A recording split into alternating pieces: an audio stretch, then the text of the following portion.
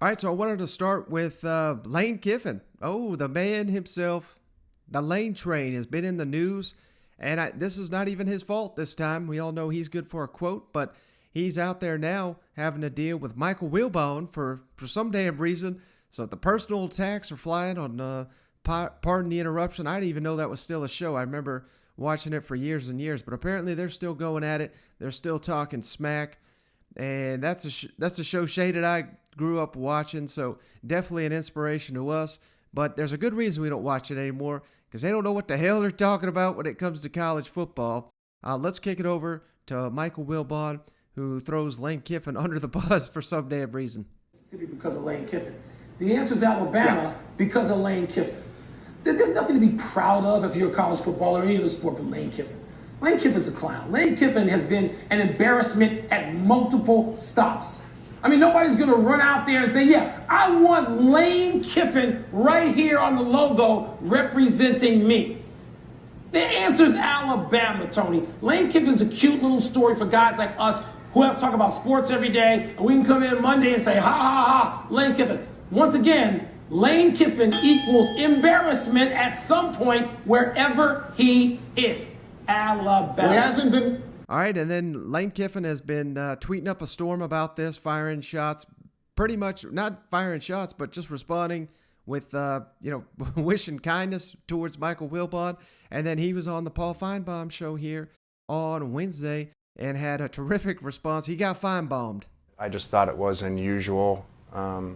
Normally those type of things are said about you by, some fan, in some chat room, not a professional media member. So I thought it was a little bit different and had some fun with it, and especially when it's coming from someone that's never met you and doesn't know you at all. So whatever, it is what it is. Yeah, and for those who don't know, and Michael Wilbon on PTI yesterday, went after you, and I have to say it was surprising.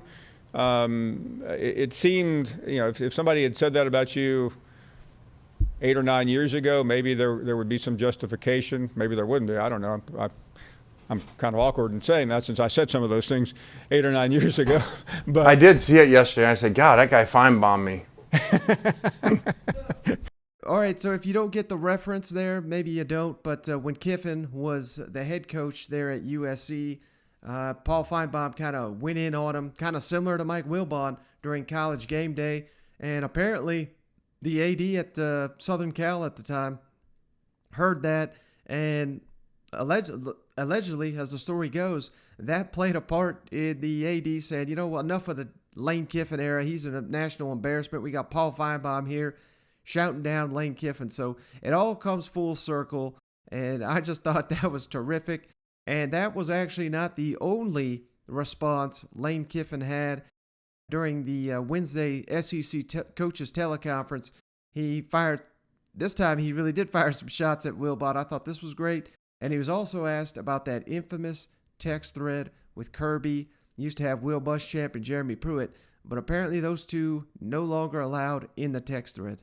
Hey, Lane. I saw your Twitter response to Michael Wilbon. I was wondering, how do you feel when you see someone call you a clown and an embarrassment, and do you feel like that's in any way fair criticism?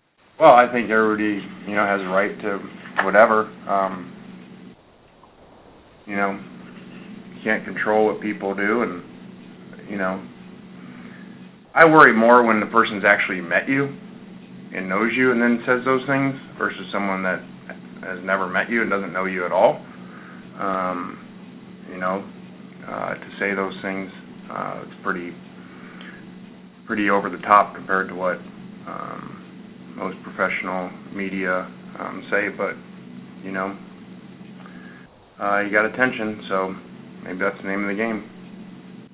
I guess as a follow-up to that, I mean, you're a football coach. In some ways, it's also an entertainment business. Do you feel like that's just kind of all fair game in the entertainment business, or is something like that kind of a low blow even in this business, do you think?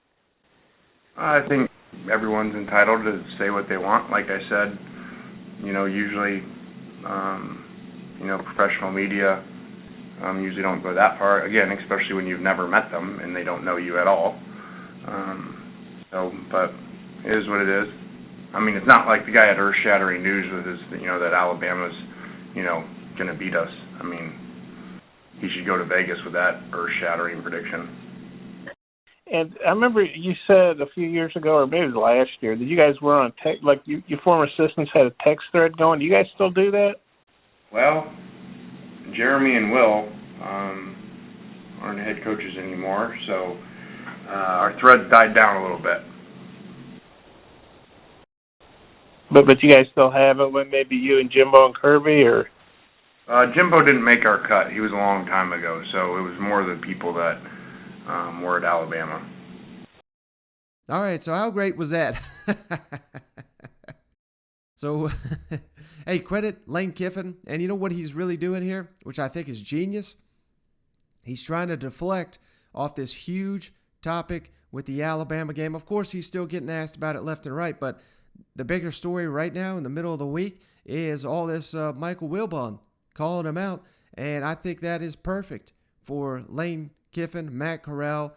We're not hearing those guys getting bombarded with, the streak against Alabama. Nick Saban undefeated over his previous assistants, was 23-0, 26-0, some ungodly statistic like that. And who knows, by the end of this thing, maybe it'll be 1,000-0. But we'll find out on Saturday. Lane Kiffin, he may have the best shot yet to break that streak, certainly in his time there at Ole Miss. So